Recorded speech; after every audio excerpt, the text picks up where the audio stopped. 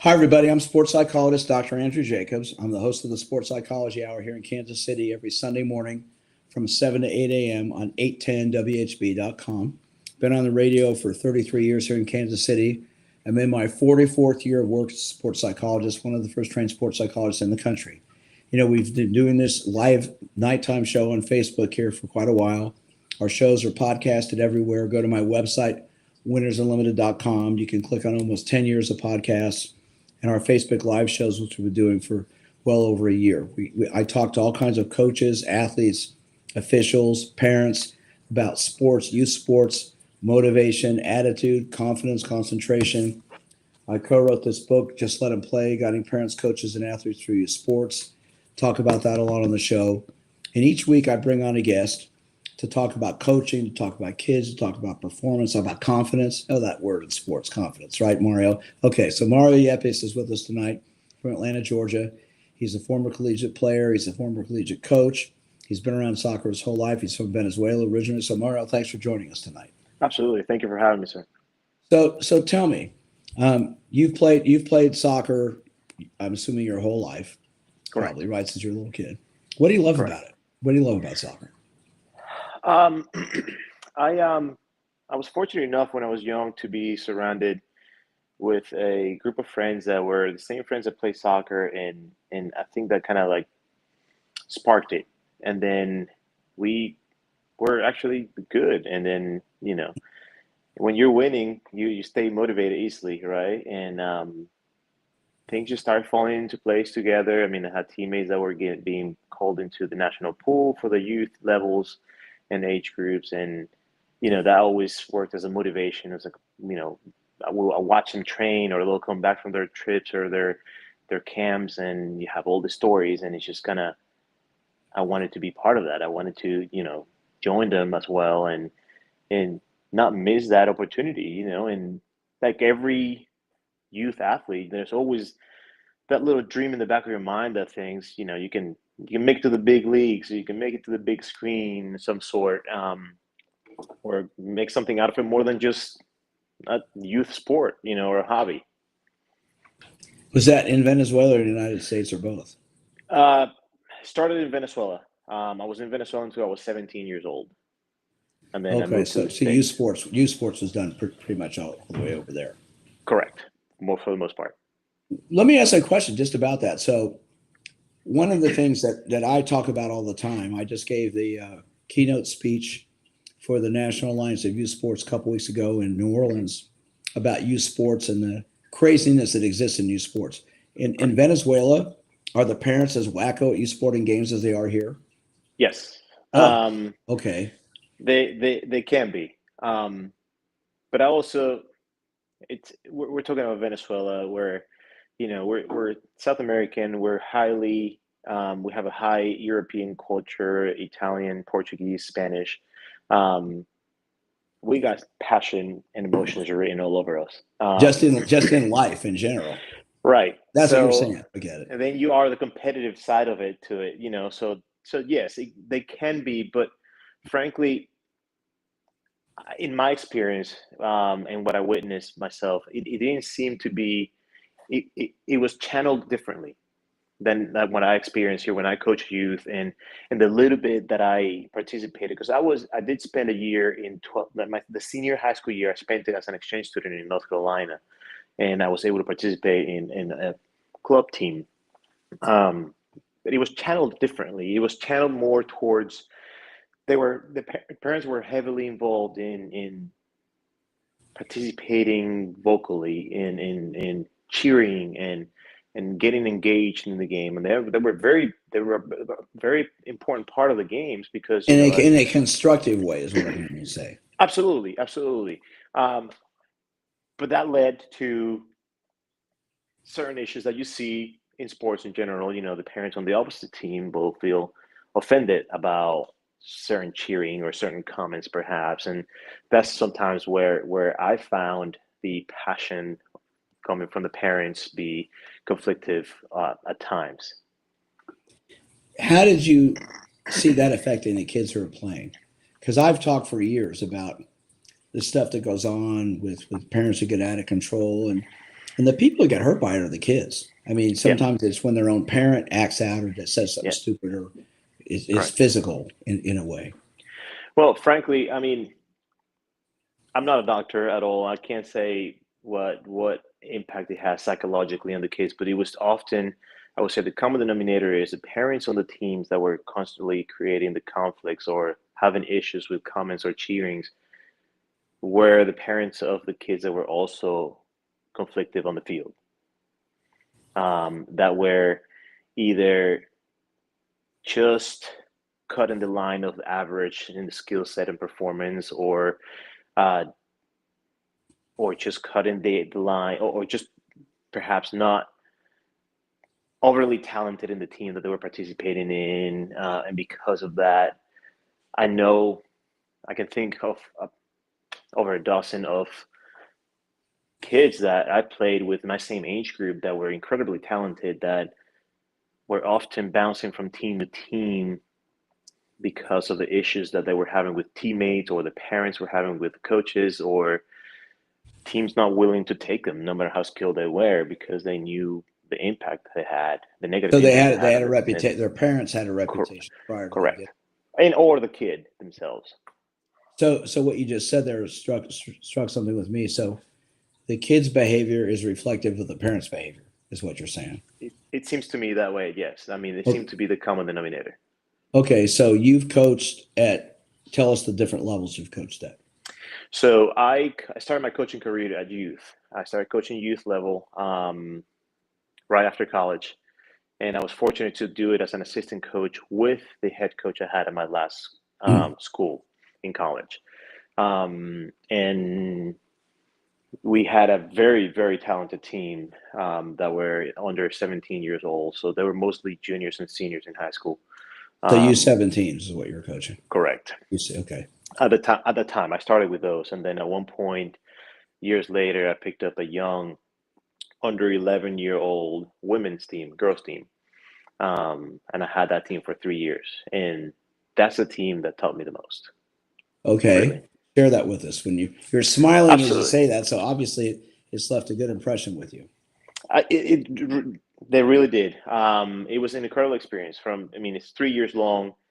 It was a team that had a background of struggle with coaches and retaining coaches. If I remember correctly, and don't necessarily quote me on it, within 2 years, they went through 6 coaches. Oh my God. So when Why? Tell you us why. And what age were they, they? they I picked them up when they were U11. So this was between them being U9 and U11. So between you Um, nine and you 11, they went through 6 coaches. correct, something like Okay. that. So so what's popping in my head is that because of the parents or is that because of the coaches or is that because of the kids? I mean, what would you say? A I can combination of imagine. all. I can imagine it was one thing particular, frankly, because my experience was never bad enough to want to leave like that or want to live in the middle of it. And I don't know who the coaches were or what the dynamic or relationship with the girls or the parents of the girls was. Um, but it frankly, from my it could be a combination of things. It could be a combination of the amount of time that is required to be present as a coach at that level compared to the compensation that they received. What level Um, was this? it was just travel. So you U11 travel girls. team. It wasn't like a ODP type of team or anything like that. Correct. Okay. Well, it That's was an Olympic ODP. development for people that know that. Okay. Correct. It wasn't ODP yet. It was a regular travel team, and I believe they were a little too young for ODP. I think ODP started at that time started when they were U13s because at U11 we're still playing AVA, not necessarily 11v11 yet. But So these girls are 11 years old and they've already gone through 6 coaches. in the last 2 years, so that That's see that. Excuse me. What impact did that have on them? Were they so you come along? Are they yeah, scared of you? Are they tentative? They yeah, don't want to talk. I mean, you tell yeah, us what was that yeah, like? absolutely. It was all that. I mean, the first thing that stood out to me was how behind in their development they were because when you go through that many coaches, there's no consistency in your training. Yeah. There's no consistency in your teaching. And I felt like they were really behind to their age, but they were also, like you said, they were very timid. They were very quiet. At first, they probably didn't believe I was going to stick around. you know.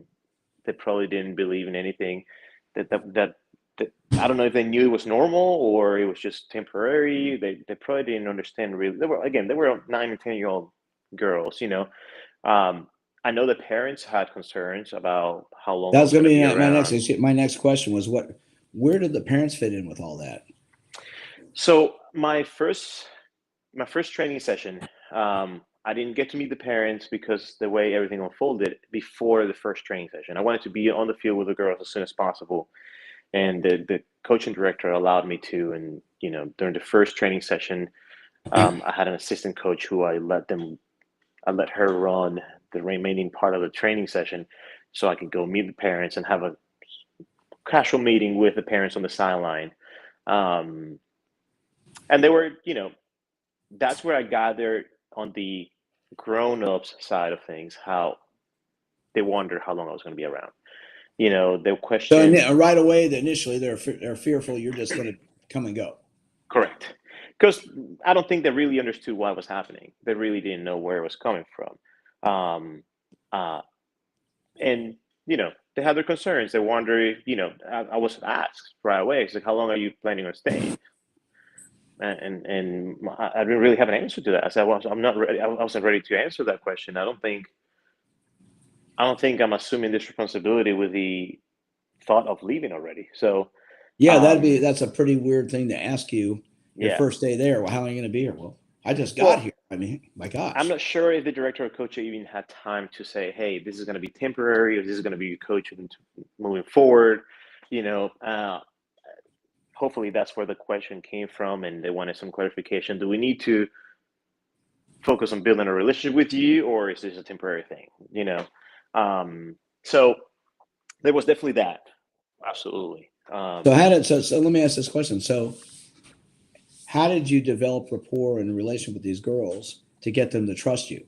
Because there's a word trust that Yeah. I talk about all the time. I mean, in my 44 years of work, that word Yep. comes up all. It just happened today in a session I had. Yep. Okay, with a young lady who throws a baton. That's not Hmm. working with her, but she's a baton twirler, and she's got trust issues with her coach. So, how Absolutely. did you develop the trust levels with these girls who've been through six coaches in a couple of years? Well, looking back, hindsight, I think it happened the moment they realized I wasn't. I kept coming back, and that they were showing results. We went from losing games and getting blown out 4-6-0 to competing and losing by 1 or 2 goals. Missing chances and being in the game. Their own skill set showing. Learning things about the game. I was taking one girl at a time during particular scenarios, pulling them aside and explaining some things to her and saying, "Hey, I want you to look at this when you do this." And you see that, and then all of a sudden, when it's something that I already knew, I spoke about to either the general team or the particular individual, I would pause and make sure that it was known and it was recognized, and that moment didn't go unnoticed, right? I think those moments, and then realizing just little bit of steps forwards in the progress made a huge difference. So what I'm hearing you say, Mario, is that the previous six coaches in a 2 year span came and left. There was no security. There was no consistency. Correct. These girls were scared and hesitant and reluctant to trust you. Correct. So found out you were staying. So the communication opened up, and what I'm hearing you say is you took the time to actually spend individual time with them Absolutely. and coach them and Absolutely. teach them, which Well, then developed that as a result. I'm assuming resulted in then developing a strong level of self confidence with you. right. Absolutely. Absolutely. I mean, and then the other thing too is I had to recognize their age. I had to recognize the level of comprehension at that age, and I had to also recognize that it was very important that they still had fun. I couldn't Thank go you, in. thank you. That's the I could, key. absolutely, especially at that age, and eventually at all ages, I've learned it's important that they have fun. It doesn't. They get burned out because athletes have to spend so much time with the sport, training, dedicating themselves to the sport, taking the time aside, stretching, strengthening, developing skills, learning the tactics and all this stuff, that if it always feels like it's a job, if it always feels like it's something that they don't get a joy out of it outside of the actual scoring a goal joy, right? Or winning a game, they get burned out, just like employees do. And I wanted to make sure that I kept it fun. I kept it, as much as I found, which was the hardest thing. It took me 3 years to really get it the best we could. And it showed by the performance by the third year, to make sure that we walked the line where one foot was let's have fun and the other foot is let's perform and get things done right. Um, and they were bought in. I mean, it took time for the parents also to buy into it. I implemented some things in the team that none of the girls or the parents were familiar or used to in at that age group, and it showed. So once the parents had the confidence as well that I had the best intentions and I was having the right approach in my way, that they could trust me, that got communicated down to the girls. There, somehow. you just hit the word trust. I was going to ask you about that word trust. So it sounds like they developed trust with you as players and parents. Absolutely. Which then allowed them to listen to you and learn the skills and techniques you wanted to teach them because they trusted you. It wasn't easy. Well, no, not with 11 to 12-year-old girls. I'm sure it wasn't. Well, after going through 6 coaches, I mean, with the parents, it was very difficult because, and this is where I remember the differences between my childhood coming up and my experiences in coaching youth is, again, I never forgot there were U11 girls. I never did. But I wanted them, for their performance and development, I wanted them to get used to certain terminologies like fitness, right? So I implemented fitness into our training sessions, but we weren't really doing fitness. It was just the idea. I said, okay, now we're going to dedicate 15 minutes to fitness, right? And immediately, everybody's like, oh my God, fitness, it's just, you got to do 15. Oh, we've got to run. We have to run. Okay. But it wasn't even considered fitness. It was 15 jumping jacks. It was 10 sit-ups. It was, 5 push-ups on your knees or whatever it was. It was something mild, or 1-2 laps jogging around the soccer field, which were very reduced size fields. It's just something mild, not time, nothing pushing them. It's just I wanted to implement the idea of it. And I received a lot of pushback from the parents on that aspect of things. Really? Why was that? Because they didn't understand why that was necessary. They didn't understand, they don't need to do push-ups. They're only 10 years old. They're only 9 years old. They don't need to build stamina and running around the field. And I had to have brief conversations and even meetings sometimes with the parents and the director of coaching and explain, hey, listen, this isn't really fitness. Let's this is just the idea that I'm implementing. So as they get older and somebody presents them with actual fitness, they already have that in their mind and understand that's normal. It's not punishment. It's not extra. It's part of the process, right? Of being an athlete. So, and again, that's kind of like, it took time because it took those meetings and it took, those explanations and as a coach, the general idea for coaches is also, depending on the level, is that they should never have to explain themselves to the parents or the fans, but we do. It's important that they understand where you're coming from and what your track of thought is. Well, I think at that age, it is important. Absolutely. With the parents and then the athletes, that they absolutely can develop that trust, like we said. Develop that trust to work with you and depend on you, especially after being through 6 coaches in a couple of years. Right. So, parents have a wide array of expectations for their kids when it comes to youth sports. A lot of parents see their kids as a ticket to college. A lot of parents see their kids as just something to do for fun, for fitness. Mm-hmm. A lot of people see it, I've gotten this forever. Well, my son, in fact, in the intro to our book, I have a whole I reference an email I got from a guy talking about how his son was incredibly talented and was only like 7, 8 years old, Right. and all the things he could do. And I'm like, well, he's 7 or 8. Right. Right. So here's one of my big topics that I focus on my radio show and on this show all the time. Mm-hmm. The word fun. Of Okay. course. Youth sports should be fun. Yes, Mm-hmm. it should be about learning skills and learning about Right. success of better winning, losing, but it should be about having fun, right? More until you're about 12, 13, 14. I don't think the score should really, I mean, the score may be an issue, but it shouldn't be that important. I think it should be more about what did you learn? When you failed, Mm-hmm. when you lost a game or you didn't play well, why didn't you play well? What can you do to Right. work on? A great example I Right. can use is one of my co-authors, Jeff Montgomery, who's the Kansas City Royals all-time leader in saves, over 300 saves. When he retired, I asked him to co-write the book with me, along with Pete Malone, who coached for over 40 years of swimmers, including a number of almost, I think it's eight Olympians, which I participated in Wow. most of them as well. But I asked Jeff to work on the book because one of the reasons was he coached my oldest son, Jonathan, after he retired from baseball. And what I loved about Jeff's coaching was that if a player, especially specifically a pitcher or batter, whatever, didn't do well, he didn't get angry at him, he didn't yell at him, he didn't curse at him. He'd have him sit in the dugout next to him, put his arm around him, and say, "Okay, we're going to work on this in practice. You walk those guys because we got to work on your focus or your delivery."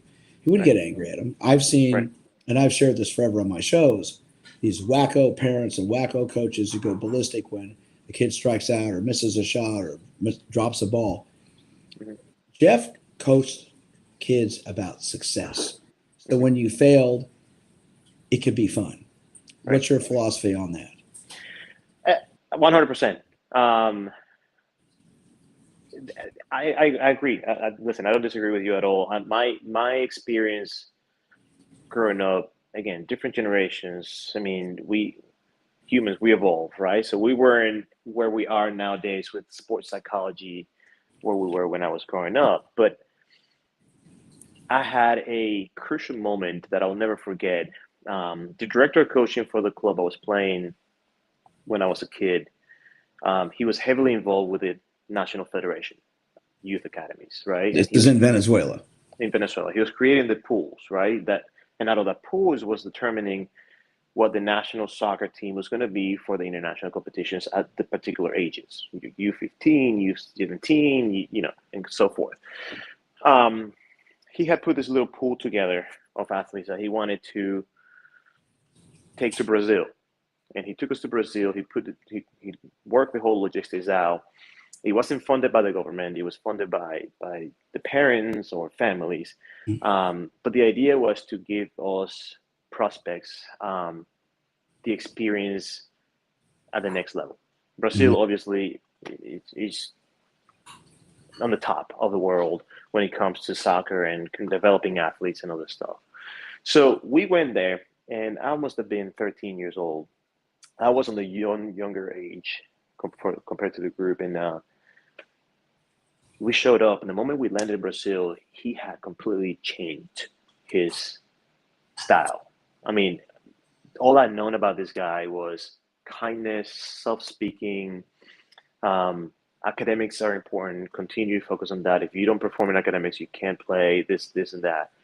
And then we got to Brazil, and he was very military. Very, I mean, I remember it was a shock to me. I was like, whoa, what just happened? And I'm talking to some of my friends, and we were like, well, this is how he gets in this kind of things. Again, I hadn't seen that side of him yet because I wasn't in the national pools earlier on as some of my friends were. How And old were you? about 13 years old, maybe Okay. 14, perhaps. We went for 28 days and we received extreme training, uh, nutrition, tactical education. I mean, we were waking up at 5 in the morning and going to training and having breakfast at a specific set time and particular things. And we were getting given plates full of food to eat, right? And we were not allowed to help each other out. You had to eat everything on your plate, you like it or not. Really? Nobody could leave the cafeteria until you finished everything you liked, everything on your plate. And then we had either scrimmages with some academy teams from the professional teams in Brazil, or more training, or more tactical training, and all these things. And during the duration of 28 days, we came back and we were a whole different people. I mean, we're talking 13, 14, 15-year-olds receiving training the way we were doing it, nutrition the way we were receiving it. We came back taller, muscular, a whole different. We had a toughness to our personalities, that we didn't have before. We were away from our parents. We didn't have our parents to come protect us and go argue with the coach perhaps and say, no, you can't do this, you can't do that. I can't speak for the rest of the guys, but that trip helped me tremendously. It toughened me up enough to do certain things a different way, to deal with challenges in life, deal with challenges as an athlete. But I think the important part that had that impact on me, because I never doubted that no matter what he was doing, how he was speaking, he cared. So even though it was tough on all of you, he showed a compassionate side as well. Absolutely. We never felt abandoned. I mean, we were losing games 15-2. We were losing games, double digits to 1, and no, it didn't matter what was happening in training, what was happening in the games. I never felt that he was turning his back on us. I never felt that he was disappointed in us. I never felt that he stopped caring. I always felt that he was just pushing us to be better. He was taking every of those moments as a learning experience for us. So how did that, as we wrap things up here, how did that impact you as a coach when you started coaching? Largely because I was fortunate enough to know that I couldn't have the same approach because I didn't have the relationship with the kids as he had with us through decades. I mean, I started playing when I was 4 years old. At this point, I'd known this coach for at least 8 to 10 years. So, but I had to have a different approach. Again, I was an assistant coach, and I had a great mentor who was a coach I had at the last college I played at, and he helped me. He showed me the ropes a little bit and said, hey, this is what we want. I mean, he took the priority of certain things and channeling things and taught me, and we had conversations. I mean, we had road trips after road trips on the car, right? With travel, you do that. I mean, sharing rooms in hotels, and we had endless millions of minutes of conversations where he shared all his wisdom, and he's very, very good at that. He explains things in very good detail, vocabulary that anybody and everybody can understand. And he helped me channel those things a lot. However, he had never coached girls like I did. And the girls taught me a lot because they showed me a sensitivity that I've never experienced before. They showed me a innocence and kindness that I never experienced before, especially as a coach.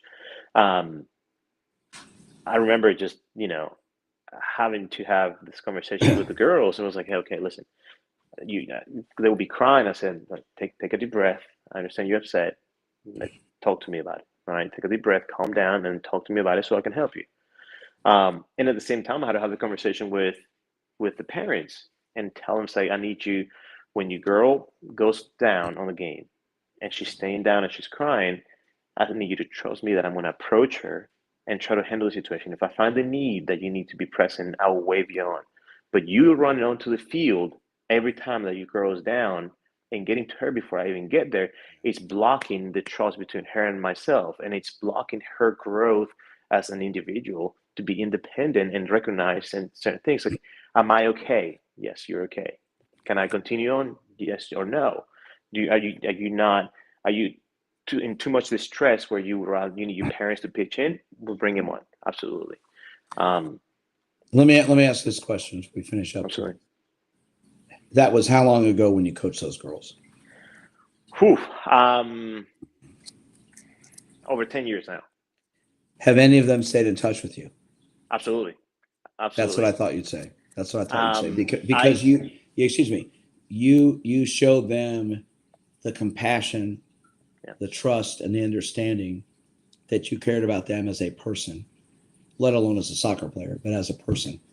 And you helped teach them some things. which then resulted in them wanting to stay in touch with you. Correct. And, Social media helps with that a lot. Excuse me? Social media helps with that a lot in Right. staying in touch without being in touch, perhaps, right? But I just had a moment with like I said, I just moved to Georgia, Atlanta within a year, and I had a woman approach me at my job, and she kind of gave me a look like with a smile, like I know you, I'm happy to see you, and I couldn't connect that who she was. Immediately, she had a second person with her. The second person was one of the girls I coach, who's now 22 years old. Oh, 21 years old, right?